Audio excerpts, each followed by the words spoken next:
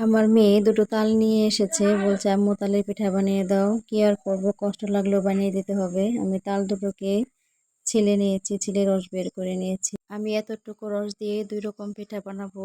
একটা বানাবো কলা পাতার মধ্যে মুড়িয়ে, আর কিছু বানাবো তালের বড়া পিঠা। বড়া পিঠা বা আমার ছেলে পছন্দ করে, আর কলা পাতাটা আমার নিজেরই ভালো লাগে। তালের সময় হলে দু একবার পিঠা বানাতেই হয়। তালের পিঠা অনেক ভালো লাগে, এর একটা গ্রান আছে, যারা খায় তারাই বুঝবেন। সিজনে সব কিছুই টেস্ট নেওয়া উচিত। কলা পাতাগুলো আমি ভালোভাবে ধুয়ে কড়াইয়ের মধ্যে দিয়ে রেখেছি। এখন আমি অল্প কিছু ডো এর মধ্যে দিয়ে মুড়িয়ে প্রায় 30 মিনিটের মতো ঢাকনা দিয়ে ঢেকে রাখবো। একটু পানি দিয়ে রাখবো যাতে কড়াইটা পুড়ে না যায়।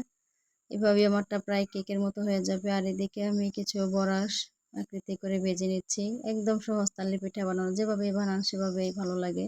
কেক বানালেও ভালো লাগে, বড়া বানালেও ভালো লাগে। এই যে একবারে কেক হয়ে গেছে আমার পিঠা।